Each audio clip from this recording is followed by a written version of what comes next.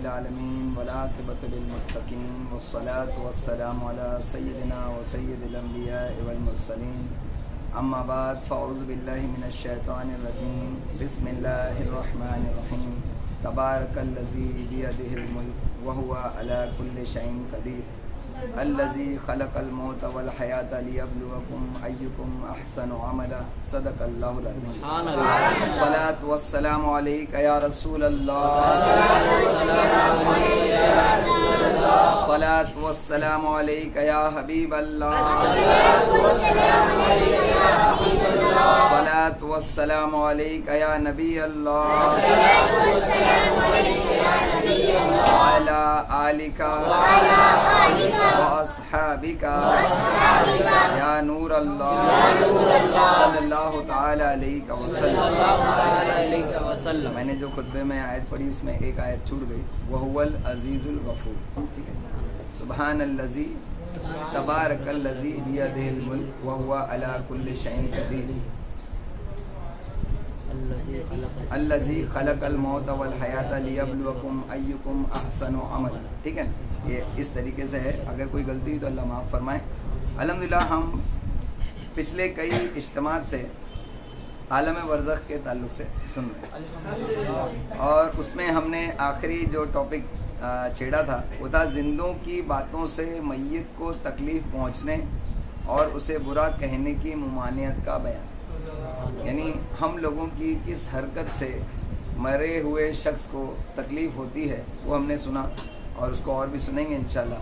اور اس کو برا کہنے سے جو حضور علیہ الصلوۃ والسلام نے منع فرمایا اس کو ہم نے سنا, احادیث کی روشنی میں سنا انشاءاللہ تعالی.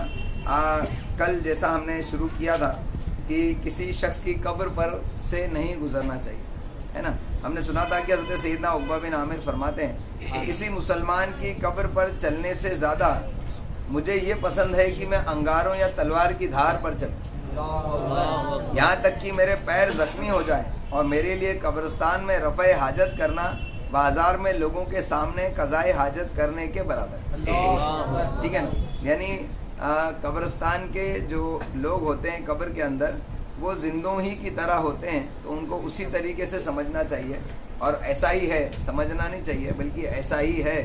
اب آپ کی سمجھ میں نہیں آتا کیونکہ ہم دیکھتے نہیں, ان کو سن نہیں سکتے, اس وجہ سے ہم ان سے غفلت میں آ جاتے ہیں, ہم غافل ہو جاتے ہیں. ہم سمجھتے ہیں کہ ایک مٹی کا ڈھیر ہے جو آج کچھ آنکھ کے اندھے اور کان کے بہرے کہتے ہیں کہ مزار پہ کیا ہے, ایک مٹی کا ڈھیر ہی تو ہے معاذ اللہ.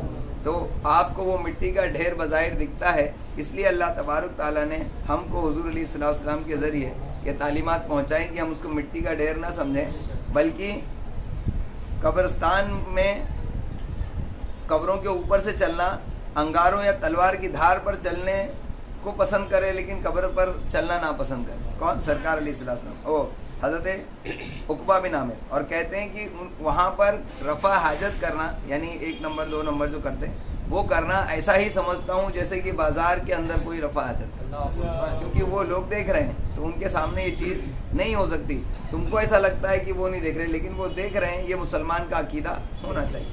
اور اس کے علاوہ قبر کے اوپر سے نہیں چلنا چاہیے. اس کے تعلق سے ایک یہ بھی آپ نے سنا تھا کہ میں جس طرح مسلمان کی زندگی میں اسے تکلیف دینا ناپسند کرتا ہوں یوں ہی اس کی موت کے بعد بھی اسے تکلیف دینا ناپسند کرتا ہوں. یہ کس نے فرمایا؟ حضرت عبداللہ بن مسعود رضی اللہ تعالیٰ. اور اسی طریقے سے سیدنا عمارہ بن حزم نے فرمایا کہ نبی کریم صلی اللہ علیہ وسلم نے مجھے ایک قبر پر بیٹھے ہوئے دیکھا تو کہا, اے قبر پر بیٹھنے والے, قبر سے نیچے اتر, نہ تو قبر والے کو تکلیف پہنچا اور نہ قبر والا تجھے تکلیف میں ڈالے. پتہ چلا کہ قبر پر بیٹھنے سے قبر والے کو تکلیف ہوتی ہے, اور قبر والا کیسے تکلیف پہنچائے گا؟ جب تم ایسا برا عمل کرو گے کہ قبر پر بیٹھو گے تو حشر کے میدان میں تمہیں اس کی وجہ سے سزا دی جائے گی, اس سزا کی وجہ سے تم کو تکلیف قبر والے کی طرف سے پہنچے گی. تو ایسا نہ کریں. یہ ہم نے پچھلے درس میں سنا تھا. حضرت سیدنا قاسم بن مخیمرہ رحمۃ اللہ علیہ فرماتے ہیں کہ مجھے قبر کو روندنے سے زیادہ پسند یہ ہے کہ میں اپنے نیزے کی نوک پر چلوں. اللہ, تلوار کی دھار پر یا نیزے کی نوک پر کوئی چل سکتا ہے کیا؟ وہ چلے گا, کانٹوں پر چلنا ہم پسند نہیں کرتے, تو اس پر کیسے چل سکتے ہیں؟ تو فرماتے ہیں کہ مجھے قبر کو روندنے سے زیادہ پسند ہے کہ میں اپنے نیزے کی نوک پر چلوں اور وہ میرے پیروں میں پیبست ہو جائے. قبر پر ایک طرف قبر ہو اور ایک طرف نیزہ ہو, تو میں قبر پر پیر نہ رکھوں بلکہ اس پر رکھ دوں, بھلے سے میرے پیر میں زخم ہو جائے یا پیر زخمی ہو جائے. ایک شخص قبر پر کھڑا تھا اور پوری طرح ہوش میں تھا کہ اتنے میں اس نے قبر سے ایک آواز سنی, اے شخص مجھ سے دور ہٹ, مجھے تکلیف نہ دے. یعنی یہ ان لوگوں کو اللہ تعالیٰ سناتا ہے کہ جن کو اللہ تبارک تعالیٰ بچانا چاہتا ہے. آگے ہو جاؤ جتنا ہو سکتا ہے, جگہ بنا لو پیچھے بیٹھنے والوں کے لیے. آج انشاءاللہ جو نیا ٹاپک شروع ہو رہا ہے وہ کرامن کاتبین کے تعلق سے. کرامن کاتبین کسے کہتے ہیں؟ جو ہمارے نام اعمال لکھتے ہیں, ہے نا, نیکیاں لکھتے ہیں اور برائیاں بھی لکھتے ہیں. حضرت سیدنا ابو سعید خدری رضی اللہ تعالیٰ عنہ روایت کرتے ہیں کہ نبی کریم صلی اللہ تعالیٰ علیہ وسلم نے ارشاد فرمایا, جب اللہ تعالیٰ اپنے مومن بندے کی روح قبض فرماتا ہے تو اس کے دونوں محافظ فرشتے آسمان کی طرف بلند ہو جاتے ہیں, اوپر چلے جاتے ہیں اور عرض کرتے ہیں, اے ہمارے رب, تو نے ہمیں اپنے مومن بندے پر مقرر کیا کہ ہم اس کا عمل لکھیں, اب تو نے اسے اپنی طرف اٹھا لیا ہے, تو ہمیں اجازت دے کہ ہم بھی آسمان میں رہیں. ایسا کون کہتے ہیں؟ کرامن اور کاتبین کہ ہم آسمان میں رہیں, ہمیں اجازت دے. اللہ تعالیٰ نے ارشاد فرمایا, اللہ ارشاد فرماتا ہے, میرا آسمان میری پاکی بیان کرنے والے فرشتوں سے بھرا ہوا ہے, وہاں تمہارا کیا کام؟ کرامن کاتبین عرض کرتے ہیں, پھر ہمیں اجازت دے کہ ہم زمین میں رہیں. تو اللہ تبارک تعالیٰ ارشاد فرماتا ہے, میری زمین میری پاکی بیان کرنے والی میری مخلوق سے بھری ہوئی. جن اور انسان کے سوا اللہ تعالیٰ کی جتنی مخلوق ہے نا, وہ سب کی سب اللہ تعالیٰ کا ذکر کرتے ہیں. آپ کو معلوم ہے نا یہ بات؟ کتنے لوگوں کو معلوم نہیں تھی؟ سب کو معلوم ہے الحمدللہ. حضرت موسیٰ علیہ السلام سبحان اللہ ایک مرتبہ ایک بیابان سے گزر رہے تھے کہ جہاں پر کوئی بھی انسان نہیں تھا, تو ان کے دل میں ایسی ہی یوں ہی یہ خیال آیا کہ اس وقت یہاں پر یہ زمین سے میں جو گزر رہا ہوں, میرے سوا کوئی اللہ تبارک تعالیٰ کی پاکی بیان کرنے والا نہیں, اللہ کا ذکر کرنا. یہ انسانوں کے اعتبار سے انہوں نے سوچا تھا. اللہ تبارک تعالیٰ تو دلوں کے حال کو جانتا ہے, دل میں کیا خطرہ انسان کے گزرتا ہے وہ بھی اللہ تبارک تعالیٰ جانتا ہے. تو اللہ تبارک تعالیٰ نے اسی وقت جو ہے تمام جو آس پاس کے پیڑ پودے اور جو جمادات, نباتات, پتھر وغیرہ, کیڑے مکوڑے, سب کو اجازت دی کہ وہ جو تسبیح کرتے ہیں, اللہ تعالیٰ کی ساری مخلوق تسبیح کرتی ہے, سب اپنے اپنے طور پر تسبیح کرتے ہیں, سب کو اجازت دی کہ وہ ان کی اپنی اپنی تسبیح کو بلند کریں, آواز سے کریں. تو ان کی آواز جو ہے حضرت موسیٰ علیہ السلام کو سننے میں آنے لگی, ہے نا. یعنی ان کی آواز جو اللہ تبارک تعالیٰ نے جو آس پاس میں جو کچھ ہمارے در و دیوار ہے نا, یہ بھی اللہ کا ذکر کرتا ہے. تو ان کی آواز کو ہم پر بند کر دیا ہے, ہم سن نہیں سکتے. اس وجہ سے ہم سمجھتے ہیں کہ خاموشی ہے, ورنہ حقیقت یہ ہے کہ سب ذکر کرتے ہیں, بھلے سے ہم کو سنائی نہ دے, اللہ والے سنتے ہیں. ایک مرتبہ حضرت علی رضی اللہ تعالیٰ عنہ حضور علیہ السلام کے ساتھ کسی راستے سے گزر رہے تھے, تو وہاں آواز آئی, الصلاۃ والسلام علیک یا رسول اللہ. حضرت علی رضی اللہ تعالیٰ عنہ یہاں وہاں دیکھا, تھوڑی دیر کے بعد پھر آواز آئی, تو پھر حضرت علی رضی اللہ عنہ نے کہا, یا رسول اللہ صلی اللہ علیہ وسلم, یہاں آپ کے اور ہمارے سوا کوئی نہیں, تو یہ آواز کہاں سے آ رہی ہے, آپ پر درود کون پڑھ رہا ہے؟ تو حضور علیہ السلام مسکرائے اور حضور علیہ السلام نے ایک پتھر کی طرف اشارہ کیا, اے علی دیکھو وہ پتھر مجھ سے محبت کرتا ہے, سبحان اللہ, وہ مجھ پر درود پڑتا ہے, سبحان اللہ, ہے نا. ابھی ایسا تو ہر پتھر اللہ کا ذکر کرتا ہے, لیکن اس کا درود حضور علیہ السلام کے لیے تھا, اور حضرت علی نے سنا. اس کی وجہ کیا؟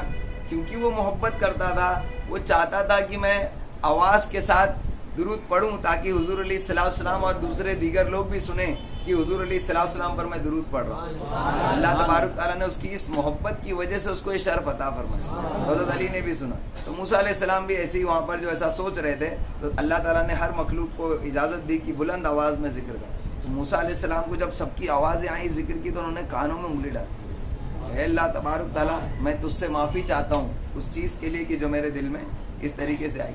یعنی بلا شبہ اللہ تبارک تعالیٰ کا ذکر ہر شے کرتی ہے. تو اللہ تبارک تعالیٰ نے کرامن کاتبین نے جب یہ کہا کہ ہمیں زمین پر تیری پاکی بیان کرنے کے لیے چھوڑ دے, تو اللہ تعالیٰ نے کہا میری زمین میری پاکی بیان کرنے والی میری مخلوق سے بھری ہوئی, تم میرے بندے کی قبر پر ٹھہر جاؤ. ایک کام کرو, تم میرے بندے کی قبر پر ٹھہر جاؤ اور قیامت تک میری تسبیح تکبیر اور تحلیل یعنی لا الہ الا اللہ کا ورد کرتے رہو اور اسے میرے بندے کے لیے لکھتے رہو. یعنی تمہارا کام تو ختم ہو گیا, تم اسی کی وجہ سے کام پر تھے, ہے نا. اب تمہارا کام کیا ہے, تو اس کی قبر پر کھڑے رہو اور پڑھتے رہو, اور جب اس کا یعنی سارے جو آپ پڑھ رہے ہو اس کے نام اعمال میں لکھتے رہو. تو یہ رب کتنا کریم ہے, ہم نہیں پڑھ رہے لیکن پھر بھی ہمارے نام اعمال میں ان فرشتوں کی تسبیح لکھی جاتی ہے, اور یہ اس کا ثواب بھی ہم کو ملے گا.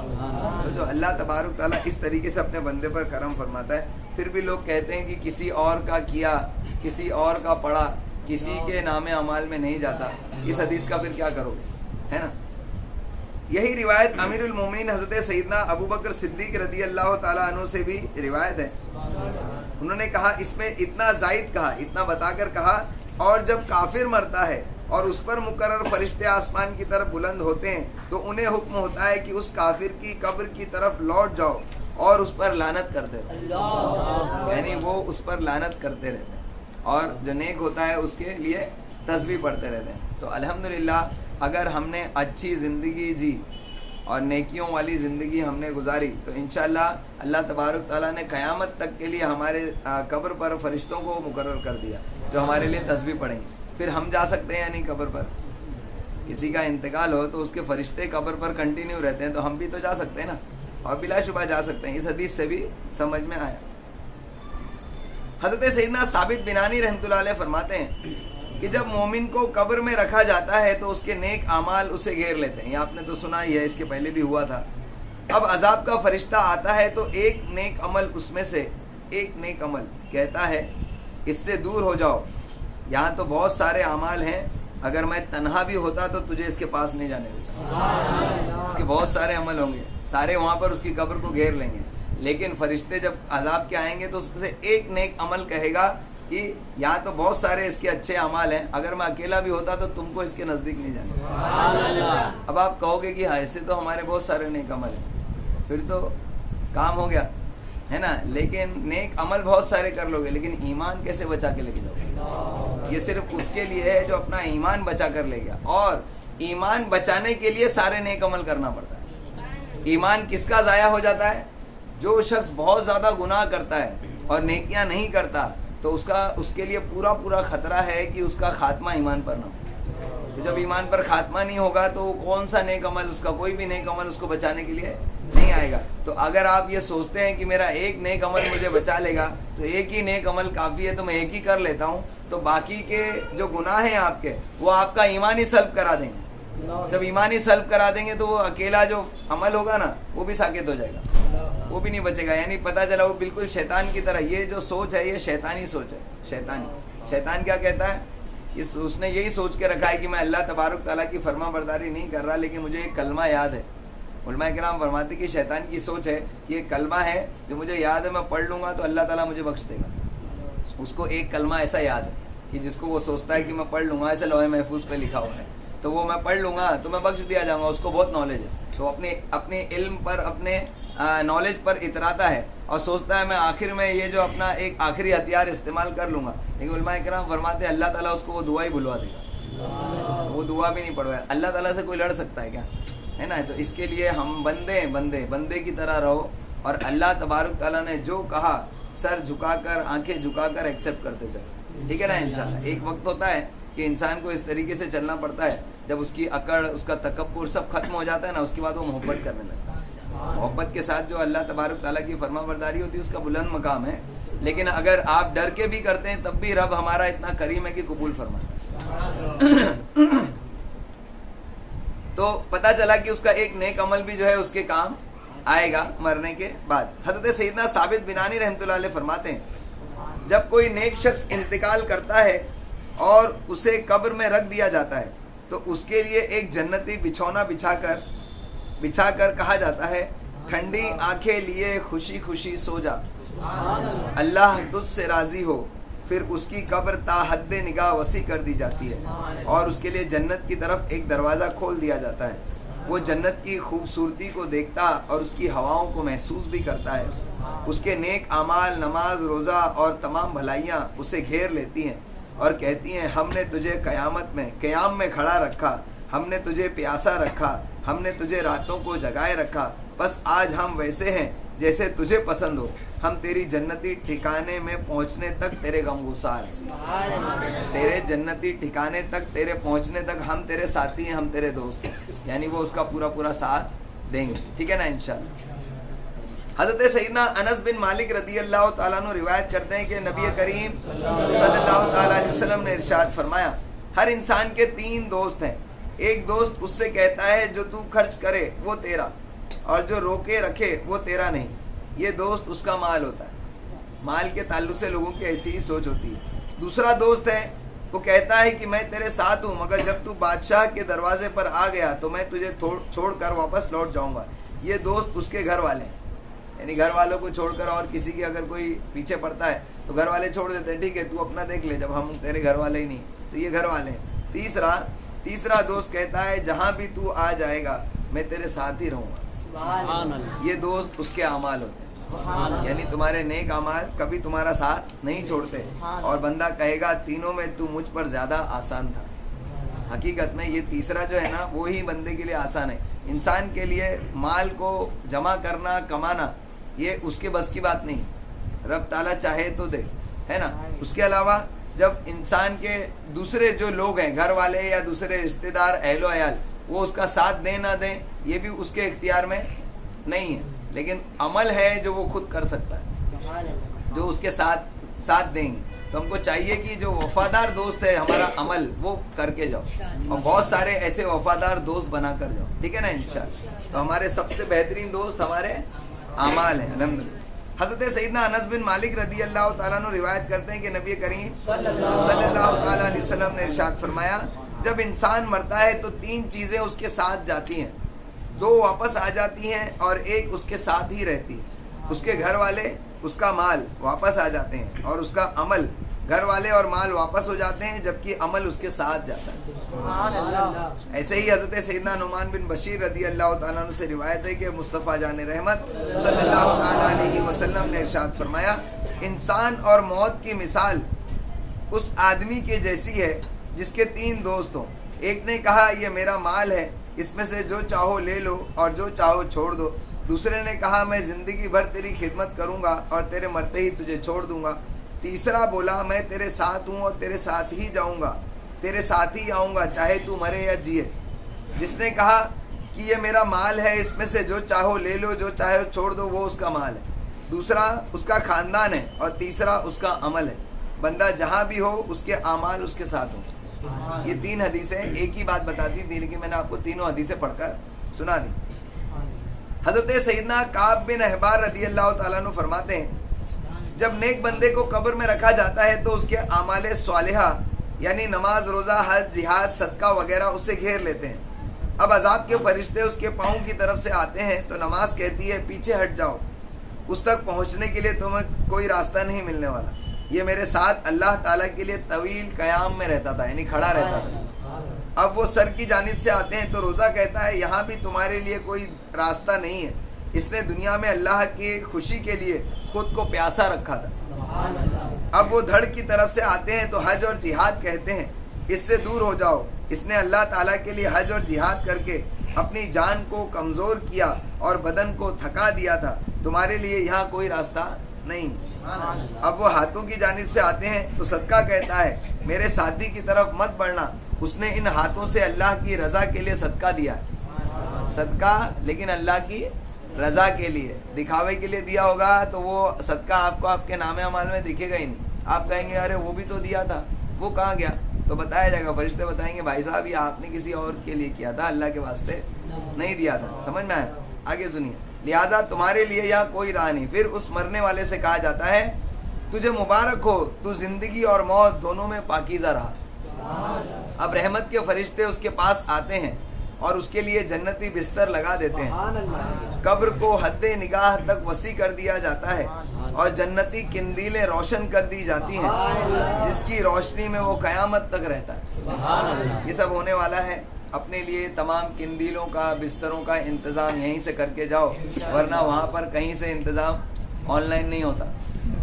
حضرت سیدنا یزید بن ابو منصور علیہ رحمہ فرماتے ہیں ایک گنہگار شخص کثرت سے قرآن مجید کی تلاوت کرتا تھا.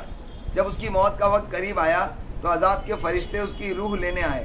قرآن پاک نکل کر سامنے آ گئے. کہنے لگا اے میرے رب مجھے اسی میں رہنے دے جس میں تو نے مجھے ٹھہرایا تھا. اللہ ارشاد فرماتا ہے قرآن کے لیے اس کا مسکن چھوڑ دو. یعنی قرآن جہاں ہے اسے وہاں چھوڑ دو, فرشتے پھر اس پر عذاب نہیں کرتے. حضرت سیدنا عمرو بن مرہ رحمۃ اللہ علیہ فرماتے ہیں جب انسان کو قبر میں رکھا جاتا ہے تو اس کی بائیں جانب سے عذاب کا فرشتہ آتا ہے. قرآن پاک اس کے سامنے آ کر اسے روکتا ہے تو فرشتہ کہتا ہے میرا تیرا کوئی معاملہ نہیں, خدا کی قسم یہ تو تجھ پر عمل نہیں کرتا تھا. قرآن مجید کہتا ہے کیا میں اس کے سینے میں موجود نہیں تھا؟ اس کا فرق سمجھ رہے ہیں؟ یعنی جس کے دل میں قرآن ہے کا مراد یا تو یاد ہو یا تو اس پر عمل کرنے کے اعتبار سے یاد ہو. جیسے اگر آپ کو یاد ہے کہ اللہ تعالیٰ نے قرآن میں نماز کو فرض کیا ہے, آپ کو آیت نہیں یاد ہے نا, آپ کو آیت یاد نہیں ہے جس میں آیت میں قرآن کو فرض کیا گیا. قرآن میں کتنی آیتیں ہیں کہ جس میں قرآن کی فرضیت اور اس کو پڑھنے کا حکم دیا گیا. اقیم الصلاۃ وآتوا الزکوٰۃ. علماء اکرام کہتے ہیں کہ 26 جگہ پر اللہ تبارک تعالیٰ نے 26 جگہ حکم دیا نماز کی تعلق سے, تاکید 26 جگہ کی, 26 جگہ. اسی لیے آپ سنتے ہوں گے کہ ہر بیان میں نماز کا تذکرہ ضرور آتا ہے, کیونکہ جو شخص آخرت کی تیاری کرنے جائے اس کے لیے سب سے زیادہ بہترین عبادت جو ضروری ایسنشیلز میں سے ہے وہ ام العبادہ نماز. اس کے بغیر کوئی تصور نہیں. سرکار علیہ السلام کی حدیث کا مفہوم ہے جس کی نماز مکمل نہیں ہوگی اس کے کوئی بھی نیک عمل قبول نہیں کیا جائے گا. فرض پورے کرو اس کے بعد سارے نیک عمل انکلوڈنگ ہوں گے, ورنہ سب ایکسکلوڈ کر دیے جائیں. ٹھیک ہے نا. تو سرکار فرماتے ہیں کہ قرآن مجید کہتا ہے کیا میں اس کے سینے میں موجود نہیں تھا؟ یعنی بھلے سے یہ بہت زیادہ پڑھتا نہیں تھا, بھلے سے اس کو یاد نہیں تھا, لیکن اس کے سینے میں تھا. تو سینے میں ہونا یا تو یاد ہونے سے مراد ہے یا تو اس کے اوپر عمل کرنے کے اعتبار سے, عقیدے کے اعتبار سے دل میں, سمجھ میں. تو بالآخر قرآن کریم اس میت کو نجات دلا کر ہی چھوڑتا ہے, یعنی اس کو نجات دلا کر چھوڑے گا. یعنی قرآن اس طریقے سے تمہارا ساتھ دے گا. اس لیے ہم یہ جو بیان سنتے ہیں نا, بیان میں ایک آیت لی جاتی ہے اور پھر اس کی تفسیر سنائی جاتی ہے. تو بھلے سے آپ کو وہ آیت یاد نہیں ہو لیکن اس کا مفہوم آپ کے دل اور دماغ میں بیٹھ جاتا ہے یا نہیں, ہے نا. تو وہ آپ کے سینے میں قرآن آ گیا. اس لیے کہا جاتا ہے کہ زیادہ سے زیادہ اجتماعات سنو, زیادہ سے زیادہ اجتماعات میں آؤ تو آپ کو وہ آیات, اب جیسے اللہ کے حضور کھڑے رہنے سے ڈرو, جو ڈرتا ہے اس کو 2 جنتیں, یہ مفہوم آپ کو یاد ہے لیکن آیت یاد ہے کیا؟ بہت سارے لوگوں کو نہیں یاد ہے نا, لیکن اس کا مطلب یاد ہے نا کہ اللہ کے حضور کھڑا ہونا ہے. اللہ تعالیٰ سے کے حضور کھڑے ہونے سے اگر کوئی شخص ڈرتا ہے تو اللہ تعالیٰ اس کو جنتیں عطا فرماتا ہے نا. تو اگر آپ کو یہ بھی یاد ہے تو آپ کے دل میں قرآن ہے, تو یہ قرآن آپ کو بخشوا کر چھوڑے گا انشاءاللہ. تو آپ کو چاہیے کہ آپ زیادہ سے زیادہ قرآن سنو مطلب کے ساتھ اور اس کو یاد رکھو. کریں گے نا انشاءاللہ. حضرت سیدنا ابو منہال رحمۃ اللہ علیہ فرماتے ہیں کہ کثرت استغفار سے بڑھ کر بندے کو قبر میں کوئی بھی ساتھی محبوب نہیں ہوتا. تھوڑا سا دھیان سے سنیں گے تو سمجھ میں آئے گا. قبر کے اندر انسان کے ساتھی تو بہت ہوں, لیکن سب سے اچھا ساتھی کون سا لگے گا پتہ ہے؟ استغفار. اس کے اندر کیا وجہ ہے آپ خود سوچو. جو شخص استغفار بہت زیادہ کرتا ہے نا اس میں انکساری ہوتی ہے. وہ اپنے آپ کو نا بڑا نہیں سمجھتا, وہ اپنے آپ کو سمجھتا ہے کہ میں گنہگار ہوں, میں گنہگار ہوں, میں گنہگار ہوں. کچھ بھی کر لے پھر بھی سوچتا ہے کہ ارے یہ کوئی عمل ہے. اپنا اچھے سے اچھا عمل کرے پھر بھی سوچا ارے کوئی عمل ہے, میں تو بہت گنہگار آدمی. تو ہمیشہ اللہ سے ڈرتا رہتا ہے, اور ڈرتا ہے تو استغفار کرتا رہتا ہے. تو یہ استغفار کرنا اللہ تعالیٰ کو بہت پسند ہے. اب پتہ نہیں یہ استغفار جو ایک عمل جو ایک شکل کے اندر قبر کے اندر دوست بن کر آئے گا, وہ کیا خوبی دے گا اس کو اور کیا فائدہ دے گا کہ اس کو سب سے زیادہ یہی استغفار پسند ہوگا. کیونکہ اللہ تبارک تعالیٰ استغفار کی وجہ سے بندے کو بہت نوازتا ہے. وہ آپ نے سنا ہوگا نا کہ ہر کوئی شخص اگر کوئی بلندی چاہتا ہے تو اس کو پہلے مٹی میں ملنا پڑتا ہے نا. وہ جو ہے نا کہ علامہ اقبال کا شعر ہے کہ دانا خاک میں مل کر گلے گلزار ہوتا ہے نا. کہ اگر تم کو مٹا دے اپنی ہستی کو, اگر کچھ مرتبہ چاہے کہ دانا خاک میں مل کر گلے گلزار ہوتا ہے. جب دانے کو مٹی میں ڈال دیا جاتا ہے، میش ہو جاتا ہے، اس کے بعد اس میں سے کلا پھوٹتا ہے اور اس میں سے جھاڑ بنتا ہے، پھر وہ بہت سارے پھل دیتا ہے. تو پہلے اس کو مٹنا پڑتا ہے، بیج کو مٹنا پڑتا ہے. تو تم مٹو تو پھر اس کے بعد بہت ساری فصلیں باہر نکلیں.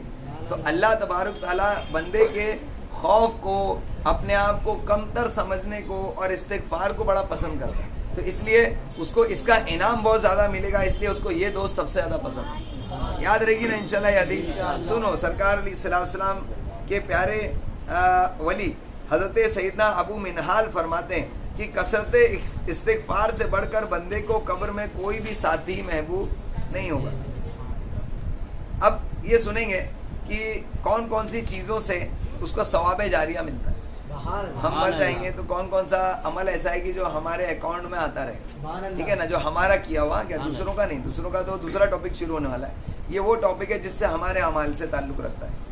حضرت سیدنا ابو ہریرہ رضی اللہ تعالیٰ عنہ روایت کرتے ہیں کہ آقائے دو جہاں صلی اللہ تعالیٰ علیہ وسلم نے ارشاد فرمایا، جب آدمی مرتا ہے تو اس کا عمل ختم ہو جاتا ہے سوائے ان 3 اعمال کے: صدقہ جاریہ، یا وہ علم جس سے نفع اٹھایا جائے، یعنی جو علم کسی کو سکھا کر گیا کہ لوگ اس سے فائدہ اٹھاتے رہیں تو اس کا ثواب اس کو پہنچتا رہے گا، اور نیک اولاد جو اس کے لیے دعا کرتی ہے. یہ 3 عمل اس کے مرنے کے بعد بھی کام آتے رہتے ہیں. اب یہ حدیث شریف ہے نا، یہ وہابی پیش کرتا ہے.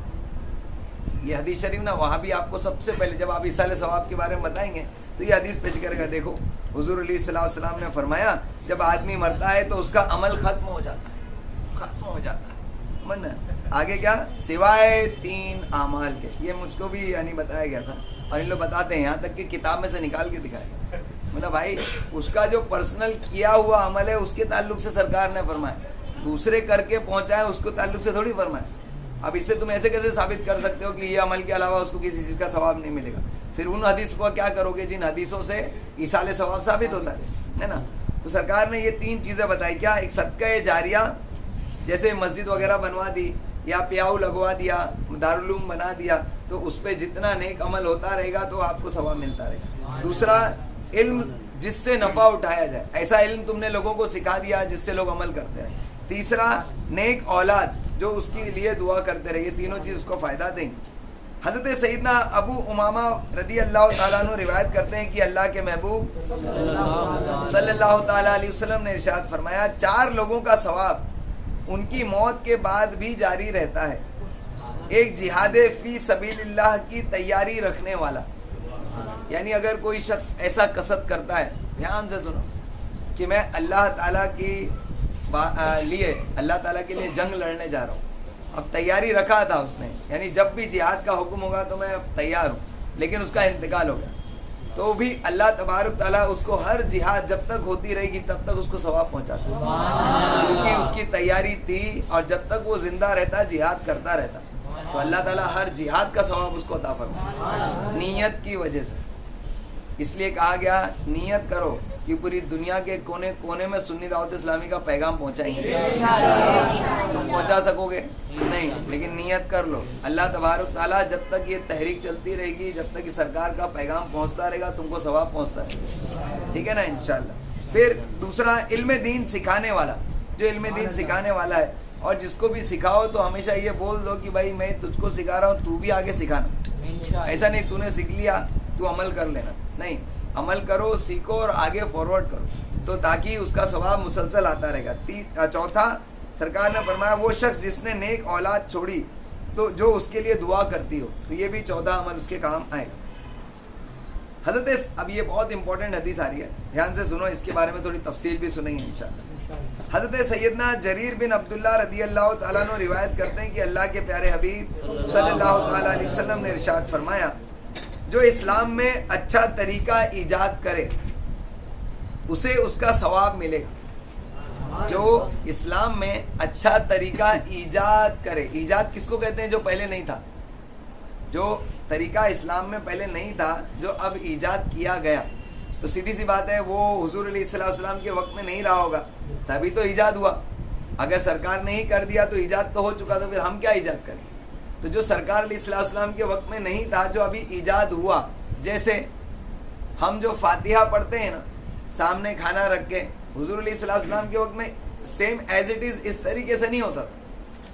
ایصال ثواب حق ہے, کھانا کھلا کر اس کا ثواب پہنچانا حق ہے, قرآن عظیم کی تلاوت ذکر و اذکار کر کے پہنچانا حق ہے, لیکن ہم فاتحہ کے اندر یہ تمام چیزوں کو جمع کر دیتے ہیں. سمجھ میں آیا؟ ہم کھانا بھی رکھتے ہیں, تلاوت بھی کرتے ہیں, اللہ کا ذکر بھی کرتے ہیں, پھر اس کے بعد میں اس کو سامنے بھی رکھتے ہیں کھانے کو. یہ بھی ایک الگ سنت ہے.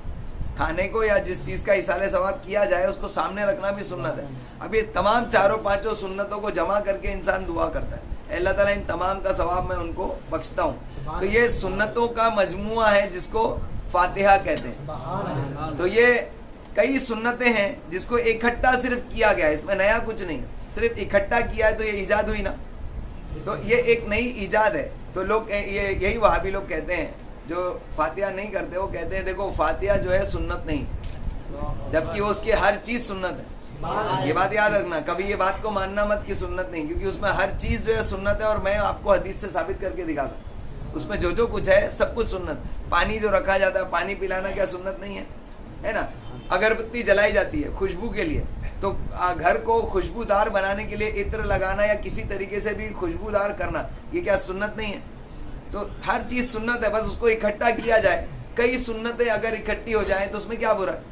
تو یہ نیا کام ہوا. سرکار فرماتے ہیں کہ جو اسلام میں اچھا طریقہ ایجاد کرے اس سے اس کا ثواب ملے, اور اس کے بعد اس پر عمل کرنے والے جتنے لوگ بھی ہوں گے اس کا ثواب بھی اسے ملے, اور ان کے ثواب میں بھی کوئی کمی نہیں ہوگی.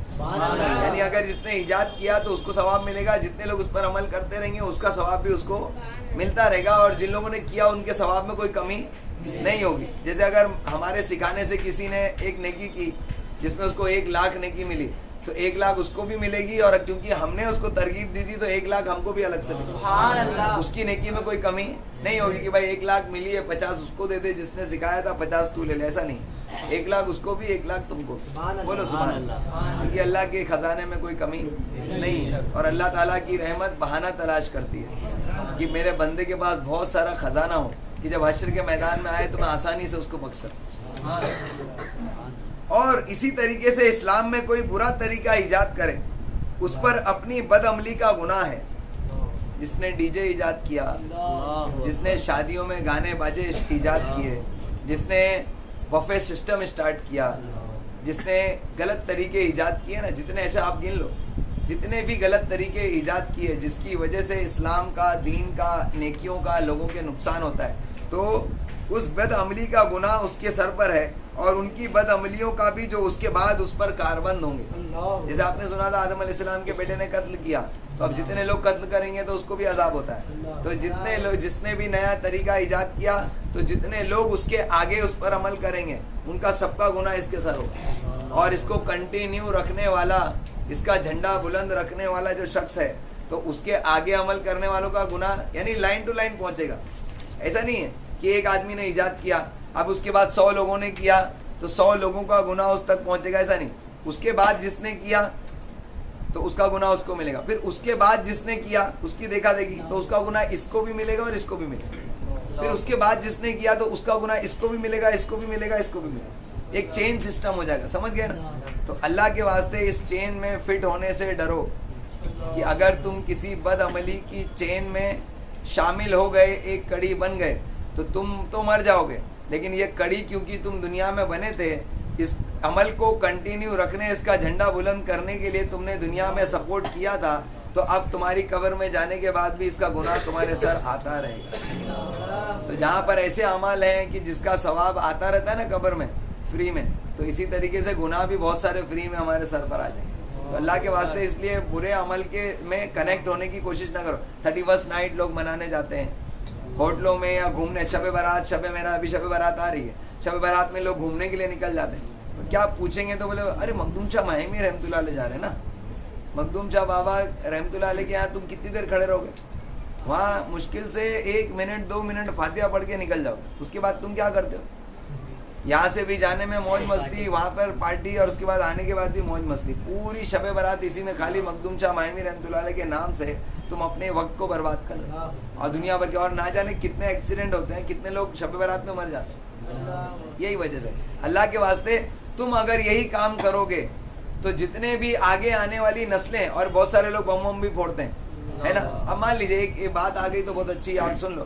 اب یہ جب دیوالی ہولی وغیرہ آتی ہے نا, تو آپ نے دیکھا ہوگا کہ ہمارے لوگ پچکاری لے کر اور بم وم لے کے اور پھوڑ لیتے. ارے کیا ہوا, تھوڑا پھوڑنے, پوچھنے بھی آتے ہیں بھائی گناہ ہے کیا؟ گناہ ہے, بلا شبہ گناہ ہے. غیروں کا طریقہ ہے استعمال کرنا ہم کو گناہ ہے. تو اگر آپ نے کہا ارے تھوڑے بہت بچے بم پھوڑ لیں گے تو کیا ہوگا؟ آپ نے مسلمانوں کے اندر غیروں کا طریقہ رائج رکھنے میں مدد کی, تو آپ نے اس کو کنٹینیو کیا ہے. تو یہ صرف آپ نے چند بم پھوڑے 50-100 روپے کے, تو آپ یہ نہ سوچو کہ یہ 50-100 کا گناہ ہی میرے اوپر ہوگا. آپ کے بعد جتنے لوگ بھی یہ کام کرتے رہیں گے ان لوگوں کا گناہ بھی آپ کے سر بھی آئے گا, کیونکہ آپ نے ان کے بیچ میں ایک جوڑی بنے, ایک کڑی بنے, آپ ان کے اجتماع میں داخل ہوئے, ہے سمجھ میں. اس لیے اس سے بچنا چاہیے, بچیں گے نا انشاءاللہ. ایسے ہر عمل میں داخل ہونے سے ڈرو, یہ مت سوچو کہ ارے یہ چھوٹا سا گناہ ہے. یہ چھوٹا سا گناہ بہت سارے یعنی جھمیلے کو آپ کے گلے ڈال دے. اور جتنے لوگ اس پر عمل کریں گے اس کا گناہ اس کے سر ہوگا, اور کرنے والوں کے گناہ میں کوئی کمی نہیں ہوگی. سرکار علیہ السلام نے فرمایا. یہ جو ہے نا بدعت کے تعلق سے یہ حدیث جو ہے نا ہے, جو لوگ کہتے ہیں نا کہ بدعت, ہر بدعت گمراہی ہے, تو سرکار علیہ السلام نے فرما دیا کہ نیا کام کوئی اچھا اگر اسلام میں ایجاد کرے تو کر سکتے ہیں اور اس کا ثواب ملتا ہے. تو اس حدیث سے ثابت ہوتا ہے کہ ایسا کام جو سرکار علیہ السلام کے وقت میں نہیں ہوا, اگر وہ ہم کرتے ہیں, اگر وہ سنت ہے تو اس میں کوئی مذائقہ نہیں ہے, بلکہ اس میں ثواب ملتا ہے. ٹھیک ہے نا انشاءاللہ. حضرت سیدنا رضا بن حیوت رحمۃ اللہ علیہ نے ایک دن خلیفہ سلیمان بن عبد الملک سے کہا, خلیفہ کو قبر میں محفوظ رکھنے والا ایک عمل یہ بھی ہے کہ وہ کسی مرد صالح کو اپنا جانشین مقرر کر دے, اپنا جانشین مقرر کر دے. حضرت سیدنا, اس سے کیا سمجھ میں آیا, میری بھی سمجھ میں نہیں آیا, آگے سنو. حضرت سیدنا ابو سعید خدری رضی اللہ تعالیٰ عنہ سے روایت ہے کہ جس نے کتاب اللہ سے ایک آیت یا علم کا ایک چیپٹر سکھایا تو اللہ تعالیٰ قیامت تک اس کے اجر کو بڑھاتا رہے گا. اگر تم نے کسی ایک حدیث کو سنا, یا تم نے کسی شخص کو کوئی ایک حدیث سنائی, یا کسی ایک چیپٹر کو سمجھایا, مسئلے مسائل سکھائے, پاکی کے, نماز کے, روزے کے, کسی بھی چیز کا ایک چیپٹر آپ نے سکھایا, تو آپ نے سکھا دیا, آپ کو نیکی مل گئی. اب ایسا نہیں کہ آپ کے نام اعمال میں 1,00,000 نیکی آ گئی. جیسا آپ سنتے ہیں کہ جو بیان کرتا ہے, جب آپ کسی کو سمجھاتے ہیں, نیکی کا حکم دیتے ہیں, برائی سے روکتے ہیں, تو ایک سینٹنس کے بدلے میں 1 سال کی عبادت کا ثواب ملتا ہے نا. آپ نے 500 سینٹنس کہے, یعنی 500 سال کی عبادت کا ثواب آپ کے نام اعمال میں لکھ دیا گیا. تو یہ 500 سال تک ہی نہیں رہے گا, ابھی 500 سال ایٹ اے ٹائم تھا. جیسے جیسے دن گزریں گے یہ اس میں برکت ہوتی ہے. اللہ تبارک تعالیٰ اس کو بڑھاتا ہے. اس میں لکھا ہے کہ قیامت تک اس کے اجر کو اللہ تعالیٰ بڑھاتا ہے. اور یہاں تک کہ مکاشفۃ القلوب میں صدقے کی فضیلت میں آیا ہے, حضور علیہ السلام نے فرمایا کوئی ایک کھجور اگر کسی کو صدقہ کرتا ہے تو اللہ تبارک تعالیٰ اس کے نام اعمال میں لکھوا دیتا ہے, اور پھر اللہ تعالیٰ اس کے صدقے کو بڑھاتا ہے, اس کے ایک صدقے کو بڑھاتا ہے, ایسے جیسے تم اپنے گھر میں اپنے پالتو جانوروں کو پالتے ہو. تو وہ چھوٹا سا تھا, پھر بعد میں بڑھتا ہے. تو سرکار علیہ السلام فرماتے ہیں کہ جس طریقے سے تم اپنے پالتو جانوروں کو پالتے ہو, اللہ تعالیٰ تمہارے اس صدقے کو پالتا ہے اور وہ بڑھتا ہے, حتیٰ کہ حشر کے میدان میں اس کو وہ ایک کھجور دیا ہوا صدقہ پہاڑ کے برابر نیکی کی طرح حاصل ہوتا ہے. کیسا اللہ کریم ہے, نیکیوں کو اللہ تعالیٰ کیسے بڑھاتا ہے. اور ایک ہم ہے کہ ہم نیکیوں کی طرف توجہ نہیں دیتے. ہمارا رب کتنا چاہتا ہے کہ ہم بخشش کی طرف آئیں, مغفرت کی طرف آئیں, نیک اعمال کی طرف آئیں, گناہوں سے بچیں, لیکن ہم اپنے ہی ایک جو ہے نشے کے اندر اپنی زندگی جیے.